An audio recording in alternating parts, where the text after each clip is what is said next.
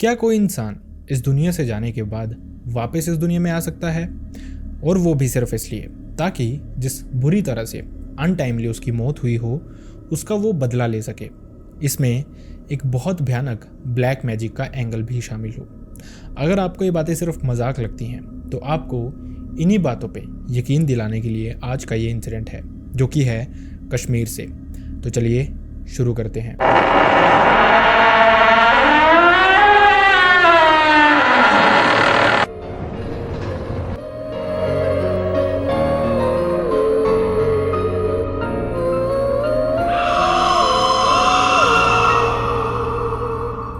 Hi and welcome back everyone. First of all thank you so much हमारी videos को इतना प्यार देने के लिए। अगर आपका प्यार इसी तरह से मिलता रहेगा, वीडियोस इसी तरह से आती रहेंगी, बस वीडियोस को हाइप करना बिल्कुल भी ना भूलें और साथ ही कमेंट ज़रूर करें कि आपको हमारी वीडियोस को देख के क्या लगता है। अगर आपका रिव्यू कुछ अच्छा है तो अच्छा भी दे सकते हैं। अगर हमें कुछ करेक्शंस करने की ज़रूरत है तो हम वो भी ज़रूर करेंगे। और साथ ही अगर आप चाहते हैं कि आपके इंसिडेंट मैं यहाँ पे शेयर करूँ तो आप मेरी मेल आईडी या फिर इंस्टाग्राम दोनों पे मुझसे शेयर कर सकते हैं। दोनों का लिंक आपको मेरे डिस्क्रिप्शन बॉक्स में मिल जाएगा। अब बढ़ते हैं इंसिडेंट की तरफ। आज का इंसिडेंट हमारे साथ शेयर किया अनुपम ने। अनुपम जी की उम्र इस समय 45 साल की है, लेकिन ये इंसिडेंट उनके साथ काफ़ी साल पहले हुआ था। अनुपम ने बताया कि कश्मीर के जिस विलेज में वो रहते हैं उस विलेज की सबसे अमीर फैमिलीज में से एक उनकी भी फैमिली थी। मतलब कि उनके पिता का एक अच्छा खासा कारोबार था। इसी के चलते लाइफ उनकी काफ़ी अच्छे से निकली थी। उनको उनके बचपन में हर वो चीज़ मिली थी जिसकी उनको ज़रूरत होती थी, तो इसीलिए लाइफ काफ़ी हद तक सॉर्टेड ही थी। उनकी एजुकेशन पूरी होती है जिसमें उन्होंने मास्टर्स की थी बिजनेस में ही। लेकिन इस सब के बाद ही 2005-06 के अराउंड उन्होंने अपने पिता का बिजनेस ही ज्वाइन कर लिया, क्योंकि जो उनके पिता थे वो एजड हो चुके थे और उनकी तबीयत भी बहुत अच्छी नहीं रहती थी। इसी के चलते वो अपने पिता को रेस्ट देते हैं और यही बिजनेस कंटिन्यू करते हैं। यहाँ तक भी सब कुछ ठीक था। इसके बाद साल आता है 2007। ये सारी चीज़ें मैं आपको इसलिए बता रहा हूँ ताकि आप इस इंसिडेंट को समझ सकें। खैर, साल आता है 2007 जब अनुपम के पिता की तबीयत ज़्यादा ख़राब हो जाती है और वो अनुपम के पीछे पड़ जाते हैं कि वो अपने बेटे की शादी करवा दें। कम से कम वो अपने बेटे की शादी देख जाएं इस दुनिया से जाने से पहले। अनुपम ने भी बताया कि उस समय उनके पिता की तबीयत सच में बहुत ख़राब हो गई थी।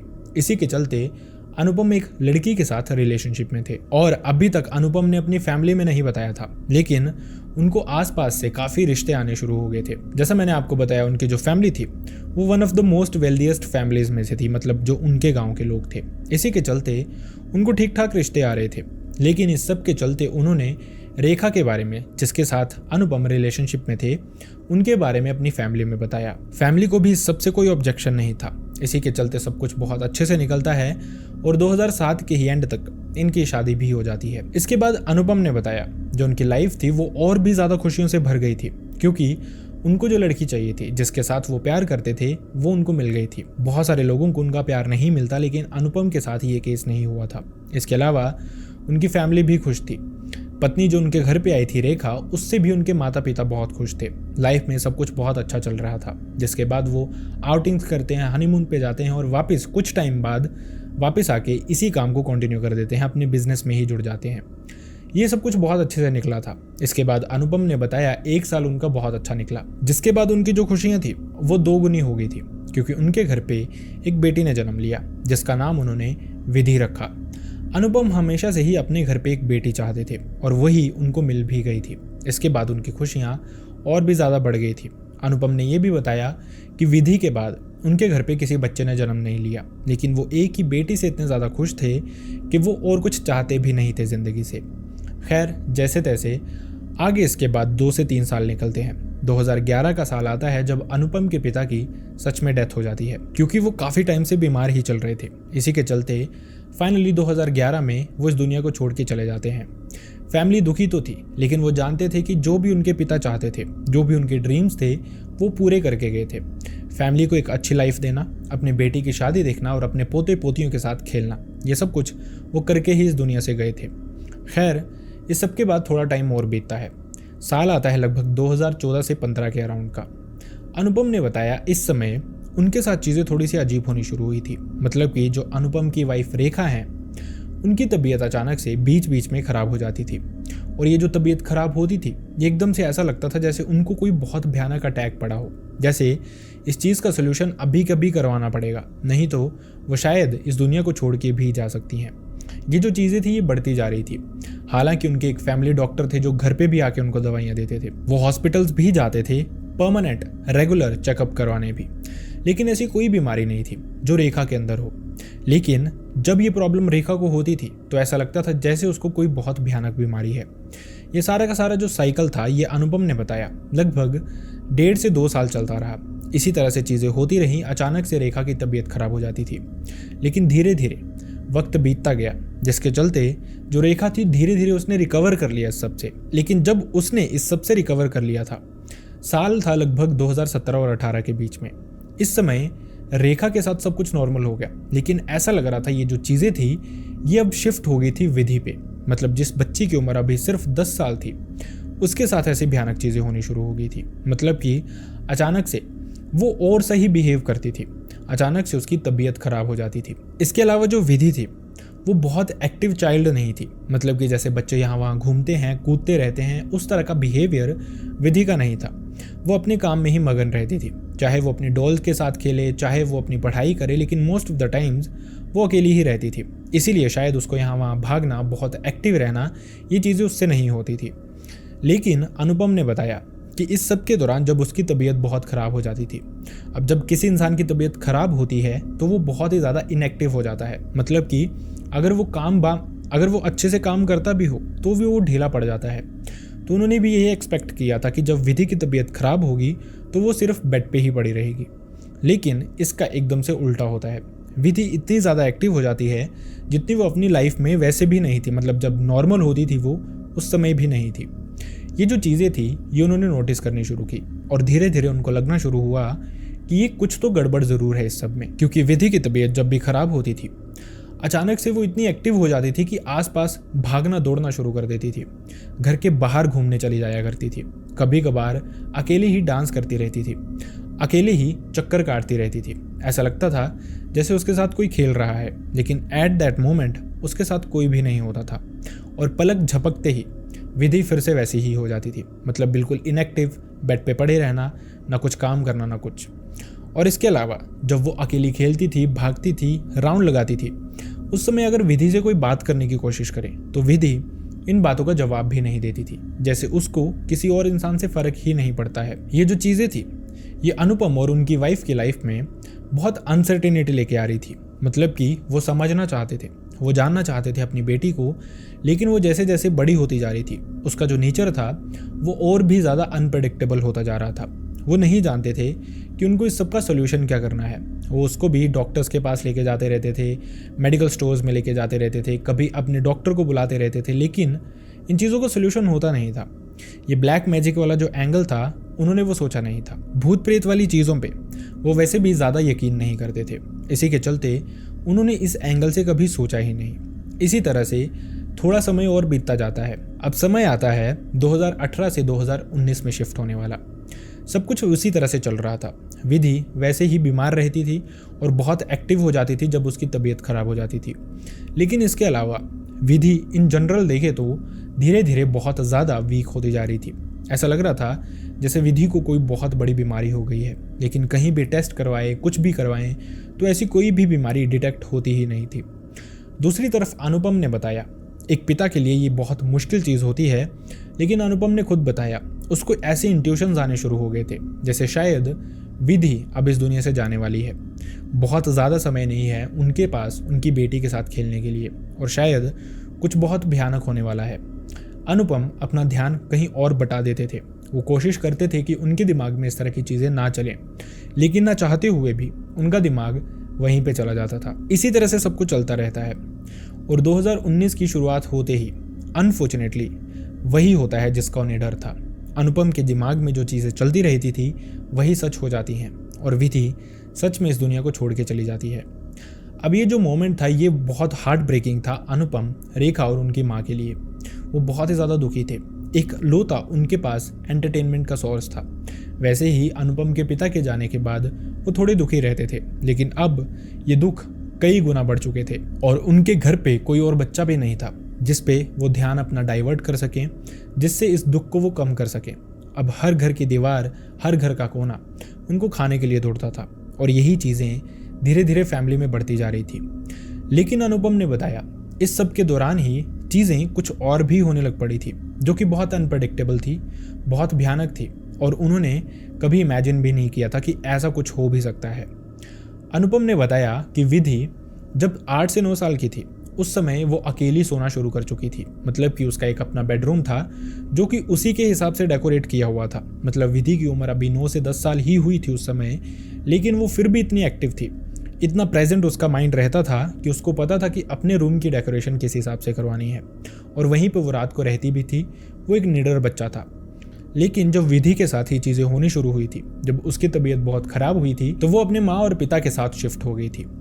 लेकिन इस सब के दौरान जो उसका बेडरूम था, अनुपम ने बताया कि विधि के जाने के बाद उसके बेडरूम से उनको अजीब सी आवाज़ें सुनाई देती रहती थी, जैसे विधि अपने बेडरूम में अंदर भाग रही है। उसकी फुसफुसाने की आवाज़ें उनको सुनाई देती थी, यानी कि विस्पर करने की आवाज़ें सुनाई देती थी। इसके अलावा रात को कभी कभार उनको विधि के स्क्रीम्स भी सुनाई देते थे, जैसे वो किसी तरह के दर्द में है। शायद कोई ऐसी चीज़ है जो उसको इस दुनिया से जाने नहीं दे रही, या फिर शायद कुछ अधूरा रह गया है जिसको वो पूरा करने इस दुनिया में आई है। क्या था ये अभी तक फैमिली नहीं जानती थी। इसके अलावा एक और चीज़ होनी शुरू होती है जो कि उनको यकीन दिला देती है कि जो कुछ उनके दिमाग में चल रहा है, जो कुछ उनको विधि के बारे में लग रहा है कि शायद अभी भी वो यहीं पे है, फिजिकली नहीं चाहे लेकिन उसका कुछ ना कुछ पार्ट तो यहाँ पे है, वो उनको सच लगना शुरू हो जाता है। असल में ये चीज़ थी जब भी वो सुबह उठ के विधि वाले कमरे वाली साइड जाते थे तो कमरे में हर चीज़ उनको ऐसे लगती थी जैसे इस कमरे में पिछली रात को कोई था। बेड की चद्दर अपनी जगह से हिली हुई, कुछ सामान यहाँ से वहाँ गिरा हुआ। हालांकि रेखा उसके रूम को हमेशा सेट रखती थी जिस तरह से तब था जब विधि इस दुनिया से गई थी, लेकिन अब भी वो चीज़ें देख पाते थे कि आखिरकार सब कुछ चल क्या रहा है। एक दो बार तो शुरू में इनको ऐसा लगा कि शायद विंडो खुली रह जाती है या फिर कोई विंडो रात को खुल जाती है जिस वजह से ये सब कुछ हो रहा है। उन्होंने विंडोज़ भी लॉक की, हर कोना, हर वो जगह जहाँ से हवा आ सकती थी वो बंद करने की कोशिश की, लेकिन फिर भी ये सब कुछ इसी तरह से चल रहा था। अब उनको यकीन हो चुका था कि कुछ ना कुछ पैरानॉर्मल उनके घर पे हो रहा है। शायद विधि इस दुनिया में वापस आ गई है किसी न किसी तरह के रूप में, या फिर कुछ तो है जो कि उनको एक बार चेक ज़रूर करवाना चाहिए। इसी के चलते अनुपम ने बताया कि उनके कुछ नॉन दोस्त थे जो कि किसी साइकिक इंसान को जानते थे। उन्होंने उसी इंसान को बुलाया और ये चेक करना चाहा कि आखिरकार उनके घर पे है क्या। वो इंसान अपने साथ एक तांत्रिक को भी लेके आता है। थोड़ी देर वो उनके घर को एग्जामिन करते हैं, लेकिन उसके बाद वो बताते हैं कि असल में यहाँ पे उनको समझ नहीं आ रहा कि सोल्यूशन हो क्या सकता है। लेकिन जो तांत्रिक था उसने बताया कि इनके घर पे कुछ एनर्जी है जो कि बहुत इनोसेंट भी है, बहुत फ्रस्ट्रेटेड भी है और जो किसी तरह का रिवेंज चाहती है, लेकिन कैसा रिवेंज वो नहीं जानते थे। इनोसेंस से उनका मतलब था कि शायद कोई बच्चे की आत्मा। अब इसके बाद वो फैमिली से पूछते हैं तो फैमिली उनको बताती है कि इस तरह से थोड़े ही टाइम पहले उनकी बेटी की मौत हुई है और ये जो प्रेजेंस थी ये इस इंसान को विधि के कमरे में ही सबसे ज़्यादा फील हो रही थी। उसने बताया कि इसी जगह पे ये जो प्रेजेंस है, ये जो एक्टिवनेस दिख रही है इस चीज़ की, यहीं पे है। इसके चलते फैमिली समझ गई थी कि मैटर क्या हो सकता है। शायद विधि सच में उनको कुछ बताना चाहती है। यही जो तांत्रिक था ये उनको एक इंसान के बारे में बताता है जिसके बारे में ये माना जाता था कि वो इंसान आत्माओं को वापस बुलाता है, उनसे बात करवाता है। अगर उनकी कोई अधूरी इच्छा है या फिर अपनी फैमिली को वो कुछ बताना चाहते हैं या फैमिली उनकी कुछ जानना चाहती है उनके बारे में इस दुनिया से जाने के बाद, तो इस आत्मा को बुलाया जाता है। इसी के चलते जैसे ही उनको पता चलता है इस इंसान के बारे में जो कि किसी दूसरी स्टेट में रहता था, जो कि हमसे अनुपम ने शेयर नहीं की, खैर ये प्लान करते हैं उसी इंसान के पास जाने का। लेकिन अगले ही दिन इनको पता चलता है इनके पड़ोस में एक बूढ़ी औरत थी, उसकी मौत हो गई थी। अब ये जो मौत थी ये बहुत अचानक से हुई थी और बहुत टाइम से उन्होंने इस बूढ़ी औरत को देखा भी नहीं था। कहने के लिए वो बूढ़ी औरत थी, लेकिन इतनी ज़्यादा बूढ़ी नहीं थी कि इस दुनिया को छोड़ के चली जाए। कुछ तो सस्पिशियस वहाँ पे भी हुआ था। इसी के चलते अनुपम की फैमिली, मतलब अनुपम और रेखा, यहाँ जाने से पहले, मतलब घर से निकलने से पहले एक बार उनके घर पे जाते हैं। जब पूछते हैं तो उनकी बहुएं उनको बताती हैं कि इस तरह से ये जो बूढ़ी औरत थी ये पिछले कुछ दिनों से डरी हुई रहती थी। एक अजीब सी प्रेजेंस उनको अपने सराउंडिंग फील होती रहती थी। वो कुछ नहीं कहती थी, हमेशा ऐसे लगता था जैसे उनको किसी चीज़ का डर लग रहा है और इसी वजह से धीरे धीरे वो बहुत वीक होती जा रही थी, जिस वजह से वो घर से बाहर भी नहीं निकलती थी ज़्यादा। और इसी के चलते शायद उनको साइलेंट हार्ट अटैक हुआ, जिस वजह से उनकी जान चली गई। अब ये जो मैटर था ये यहीं पे अनुपम और रेखा ने छोड़ा, क्योंकि उन्होंने अपनी प्लानिंग की थी, बुकिंग्स की थी। इसी के चलते वो निकल जाते हैं उसी इंसान के पास जो मैंने आपको बताया कि आत्माओं को वापस बुलाता है। खैर, अब जो एड्रेस लेके गए थे, जो रेफरेंस लेके गए थे अनुपम और रेखा, उसी रेफरेंस से वो उस इंसान के पास पहुंचते हैं, उसके साथ डिस्कशंस करते हैं और अपनी बेटी की कुछ चीज़ें लेके गए थे, जिसके बाद वो उसको कहते हैं कि हो सके तो वो उसकी आत्मा को बुलाए। अब ये जो इंसान था ये उनको बताता है कि ज़रूरी नहीं कि हर इंसान जो इस दुनिया से चला गया उसकी आत्मा वापस आए। अगर वो सराउंडिंग घूमती है, अगर आपको लगता है कि उसकी प्रेजेंस अभी भी आपके घर के आसपास है, तब भी उसको बुलाया जा सकता है। लेकिन अगर उसको मुक्ति मिल गई है तो उसको नहीं बुलाया जा सकता। खैर, वो कहता है कि अगर आप आए हैं तो मैं कोशिश कर सकता हूँ। वो इंसान विधि की कुछ चीज़ों को हाथ में पकड़ता है, उसका नाम लेता है और थोड़ी ही देर में अनुपम ने बताया कि उस इंसान के अंदर ही उनको ऐसा लगा जैसे विधि ने प्रवेश किया हो, और लिटरली वो कुछ ऐसी बातें बताना शुरू कर देता है इंसान, जो कि सिर्फ विधि और अनुपम और रेखा ही जानते थे, जिससे उनको यकीन हो जाता है कि हो ना हो ये विधि ही इनके अंदर आई है। यहीं पे अनुपम उससे पूछना शुरू करते हैं कि आखिरकार क्या मैटर है, हमें लगता है तुम्हारी प्रेजेंस के बारे में। तो विधि उनको बहुत अजीब चीज़ बताती है जो कि शायद विश्वास करने लायक नहीं थी, लेकिन अब विधि इस दुनिया से जाने वाली थी। विधि ने बताया कि उसकी जो डेथ हुई थी वो असल में ब्लैक मैजिक से हुई थी, और ये जो ब्लैक मैजिक किया था वो था मारण क्रिया, जो कि विधि पे नहीं बल्कि रेखा पे की गई थी। लेकिन ऐसा माना जाता है कि कुछ लोगों के ग्रह राशियां बहुत स्ट्रॉन्ग होती हैं, जिसकी वजह से उन पे इन चीज़ों का इफेक्ट कम पड़ता है।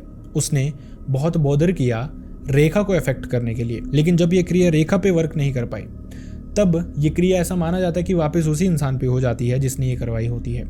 इसी वजह से उन्होंने रिफ्लेक्ट करवा के यही क्रिया विधि पे करवा दी, जिस वजह से उसकी जान चली गई थी। और इस सब का कारण एक था, लेकिन कारण बताने से पहले मैं आपको ये बताना चाहूँगा कि किया किसने था। असल में ये वही बूढ़ी औरत थी जो कि उनके पड़ोस में जिसकी डेथ हुई थी सेम डे। विधि ने उनको ये बताया कि उसी औरत ने ब्लैक मैजिक किया था, जिस वजह से उसकी जान चली गई थी और मुझे मुक्ति नहीं मिल रही थी, क्योंकि वो अभी भी वहीं पे थी और मुझे डर भी था कि शायद इसके बाद भी वो आपको इफेक्ट पहुंचा सकती है। रीज़न इसका सिर्फ एक था, ये जो औरत थी इसकी बेटी थी, जिससे वो चाहती थी कि अनुपम की शादी हो। लेकिन जब अनुपम नहीं माना, उसी का रिश्ता अनुपम को सबसे पहले आया था, लेकिन अनुपम ने लव मैरिज कर ली, जिसके बाद उसने ये मारण क्रिया रेखा पे की थी ताकि उसकी जान चली जाए और अनुपम उसके बाद उसकी बेटी से शादी कर ले, क्योंकि जैसा मैंने आपको बताया फाइनेंशियली ये फैमिली बहुत स्ट्रॉन्ग थी और ये जो बूढ़ी औरत थी वो फाइनेंशियली इतने ज़्यादा स्ट्रॉन्ग नहीं थे। लेकिन इसी सब के चलते ये जो क्रिया थी ये विधि पे हावी हो गई, और इससे पहले वो इस दुनिया को समझ पाए, मैच्योर हो पाए, उसकी जान भी चली गई थी। अनुपम ने बताया उनको बहुत दुख है इस बात का कि उन्होंने इस चीज़ को सीरियसली नहीं लिया। डॉक्टर्स के बजाय अगर वो एक बार किसी तांत्रिक बाबा को भी दिखा लेते, शायद इन चीज़ों का सोल्यूशन हो जाता, लेकिन अब शायद बहुत देर हो चुकी थी। खैर, उन्होंने जैसे तैसे ज़िंदगी इसके बाद भी जीना शुरू की। खैर, अब अनुपम ने बताया कि उन्होंने एक बेटा भी गोद ले लिया है एक अनाथालय से, जिसके साथ उनकी लाइफ काफ़ी अच्छे से निकल रही है और उनको लगता है कि अब कोई भी प्रेजेंस, कोई भी चीज़ उनको उनके आसपास नहीं दिखती। विधि को जो चाहिए था उसने वो कर लिया था, जिस वजह से उसको भी मुक्ति मिल गई थी। तो इस तरह के बहुत सारे इंसिडेंट्स होते हैं जो हमें ये बताते हैं कि ब्लैक मैजिक, भूत प्रेत, किसी इंसान को मुक्ति ना मिलना, इन चीज़ों में कोई मिथ नहीं है, बल्कि ये चीज़ें शायद सच में एग्जिस्ट करती हैं और उसके जीते जागते प्रूफ हैं इस तरह के इंसिडेंट।